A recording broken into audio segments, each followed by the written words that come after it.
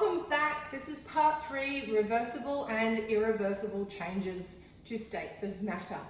Quick recap, we have learnt that there are 3 states of matter: solid, liquid and gas. We have spoken about their properties, that they have fixed patterns or no fixed patterns, that they move freely or they move together, that they can take the shape of a container, or that they don't change their shape at all, unless we change that state of matter. And changing that state of matter means that we need to extreme heat or extreme cool the object for it to change. Where, for example, we looked at our water. We took our liquid water and we turned it into a solid by extreme cooling, and then we turned it back into a liquid by extreme heating. With even more extreme heating, we were then able to turn it into a gas. So this brings us to now. I've got some things in front of me. If you do these experiments along at home, please have someone help you and assist you with them. They have an element of risk, as we will be dealing with hot water. The fire experiment I'm going to show you, I'm going to say do not do this. This is a demonstration only. So let's have a look at irreversible changes first. Change that is made to matter that we can't fix, we can't undo, we can't rewind or take back. Okay, here I have some paper.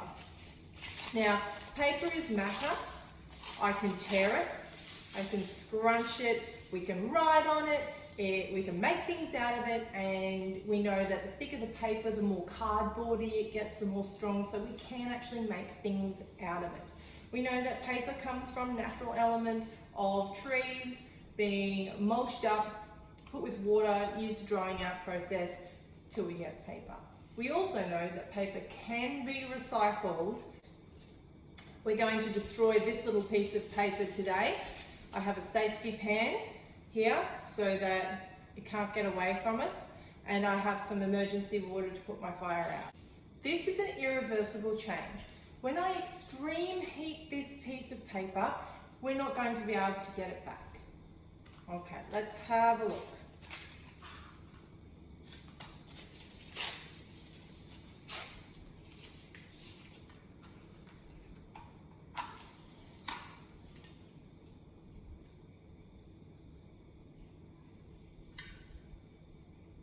So we can see that the flame is chewing through the little bits of paper, and what's happening is we're getting a bit of smoke, it's turning into a bit of ash, and once the fuel, the paper has been burnt, there'll be nothing left. We can't reverse that process, we can't turn it back into paper. All that happens is we get a bit of smoke and some ash left. We look at my safety pan now, you can see my used matchstick, and you can just see the ash. I can mash it up pretty quickly, but I am definitely not getting that paper back. So that is what we call an irreversible change. If you'd like to experiment with an irreversible change at home, why don't you cook some toast? Because once the bread goes in and the toast comes out, you can't turn it back into bread. Let's talk about reversible changes. Changes that can be made not once, but twice. We can change them one way, and then we can change them back to our different matters. Earlier we looked at how to change liquid from liquid to solid to liquid to gas. So it made quite a few changes there. And water is particularly good because even though it's been turned into a gas, when that gas gets enough and water particles floating around in it, then we get rain, hence our water cycle. So there's a few household items, if you guys want to experiment with reversible change, that you can use. Here I have some water Orbeez. You see them floating around in my beaker down the bottom here. These ones have been in the water for a little bit now. This is what they look like when they're dry, tiny little beads. Okay, so I'm just going to pop these 2 into the water now. And what will happen is they'll sit there and they'll soak up all the water, and then when all the water's gone or the soil has dried out, because sometimes we put them in our gardens to help with the watering process, they'll actually turn back into these hard little beads until you put more water in them, and then they'll start growing. The original beads that you can see in the bottom of this beaker, I had wet 2 weeks ago, let them dry out, and now I'm re-wetting them. And as you can see, they're growing beautifully. So we'll check back in on those later. In my second beaker here, I have 6 cubes of sugar. Now, as discussed earlier, you can see that this cube of sugar is a solid. It's got a fixed shape, a regular pattern. It's not fitting into my beaker. It's not taking up the whole space. I'm going to make a change to this matter. I'm going to heat it up. What do you think will happen when I heat this sugar up? Using hot water. You said that the sugar will dissolve. You are correct. The sugar will dissolve in the hot water. If you're going to do this experiment at home, you do need to be careful dealing with hot water. We don't want anyone to get burnt. You can see that the lumps of sugar have already broken down. I'm going to give it a bit of a stir. You can see that the particles that haven't quite dissolved yet are still floating around on the bottom. So you can keep stirring, give them a minute. They will dissolve, and when they're dissolved, the water will look clear. But you should actually not be able to see any of those water particles. Okay, so keep stirring. Special stirring rod here. Okay, there we have it. My water, my sugar is all dissolved now. I have turned my solid into a liquid by dissolving the substance in hot water, boiling water out of the kettle. How am I going to reverse this change? What am I going to have to do to get the sugar back out of that water? Any ideas?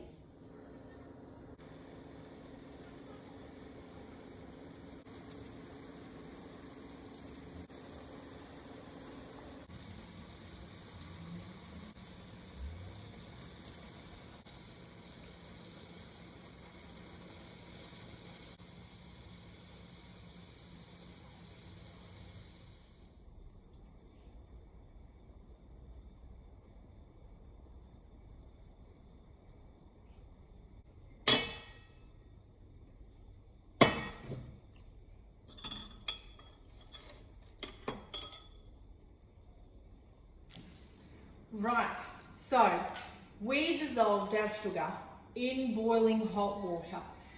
We turned a solid into a liquid. To get it to go back to its original form, we had to heat it again. We did that by watching the saucepan. I poured the sugar water mix into the saucepan and boiled it down, as you just saw in the video, until we got the leftover sugar that we started with. Now you can tell it's sugar because you can see on the edge of the spoon there it's starting to set, starting to solidify.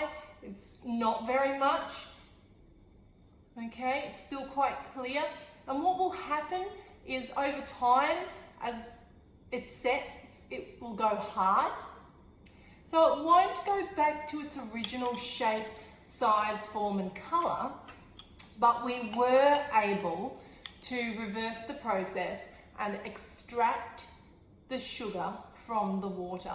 This makes it a reversible change. As you can see, my sugar is actually starting to reset like we mentioned that it would. It's getting very sticky, very solid, very hard to droop. And I guess if we measured it, it probably would be about 6 teaspoons of sugar in here. So wonderful, reversible change in action. Have a look at our water Orbeez now.